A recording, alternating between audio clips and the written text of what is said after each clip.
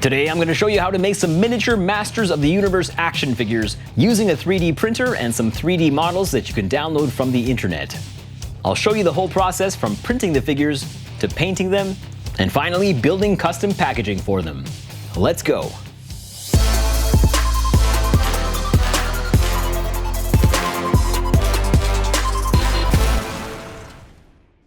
What's going on, everyone? This is Dwayne Shoots Toys, and today we're talking about He-Man and the Masters of the Universe. Recently, Mattel began releasing their Masters of the Universe Origins line, which features updated versions of the classic action figures from the 1980s. I love these figures because they bring me back to my childhood. When I was a kid, I really enjoyed watching He-Man, and in fact, the first action figure that I remember owning was Skeletor himself. After buying a few of these new figures, I was inspired to try making miniature versions of them. And I thought it'd be fun to show you how to make your own minifigures if you have a 3D printer. So let's get to it. After doing a quick search online, I found some pre-made 3D models of various Masters of the Universe characters. These particular ones were designed by a user named Desert Octopus on cults3d.com. I've got links to the files in the description. These models are really well detailed and actually have moving parts like a real action figure. And if you saw my earlier videos about the mini WWE figures, those models were designed by the same person. I had to pay a few dollars to download each model, but I didn't mind since they were designed so well. However, you might find some similar free models out there if you take some time to look around.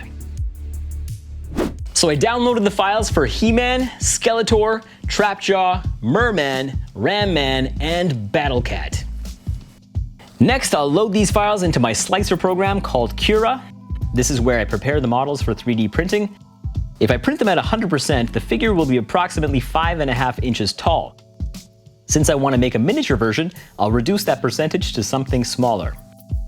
I'm going to start by printing one at around 65% just to test it out, and then I'll gradually print smaller and smaller figures until I get a size that I like. After slicing the models at a smaller size, I copied them onto a memory card, which I plugged into my 3D printer. I'm using the Creality Ender 3 Pro, which is an FDM printer. You can get smoother results with a resin printer, but unfortunately I don't own one of those yet. Now, when I'm printing 3D models, I like to use what's called a raft, and that's basically just a thin base layer that's printed underneath the object. It's not necessary, but it helps to adhere the model to the print bed and generally reduces the number of print errors that I get. So these were all the Mer Man parts that were printed at 65%. Altogether, I think it took around 7 hours to print everything with the settings that I used. The printing process takes longer when you add a raft, but I don't mind because the prints usually turn out better. I then assembled them together. In some cases, like the head, I needed to squeeze the peg a little bit to make it fit, but I was able to plug all the parts in together to complete the figure. Some of the pieces, like the legs, were a bit loose, but those are things that you can fix with some adjustments if you want to. And since the test run went well, I then printed some smaller versions of the figure. You can see here that you really start to lose detail when it gets small. I'd say the optimal size for a miniature figure is somewhere between 15 and 25%.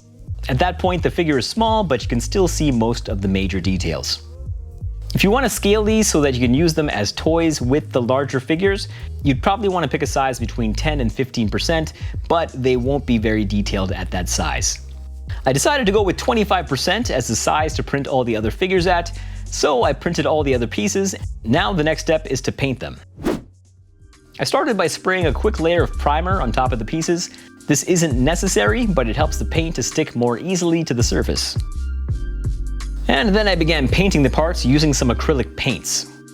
I started by adding a solid base coat to the figures, and then I added more detail afterwards.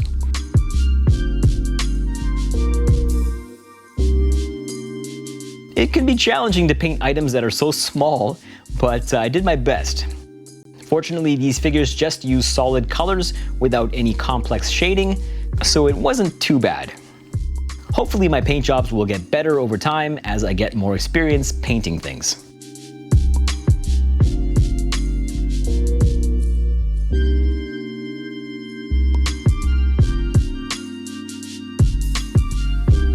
Alright, these are the figures after being painted. And you can see some of them come with additional accessories like weapons.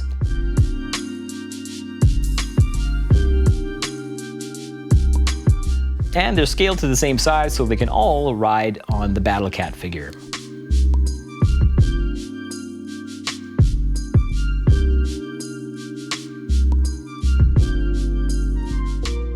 So we've made the miniature figures, now let's make the packaging for them. I was able to find some images of the backing cards by searching for Masters of the Universe card backs on Google. You could also take photos of the card or scan them into your computer if you happen to have them on hand. I first printed out some low quality test versions in a few different sizes to help determine how big I should print the card back. And then I printed out a higher quality version onto photo paper.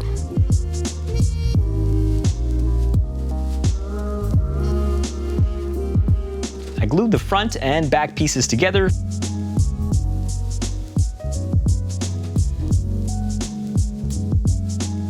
to come up with this.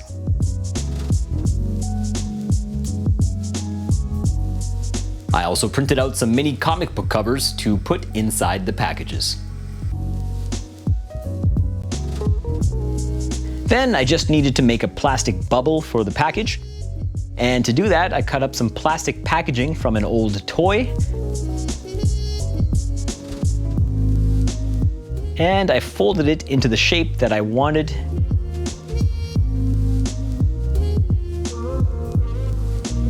I glued the edges.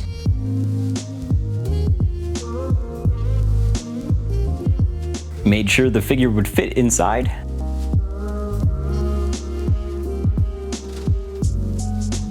And finally, I glued it all together with the figure inside. And here's the finished figure, mint on card. The details came out pretty good considering the size that it was printed at.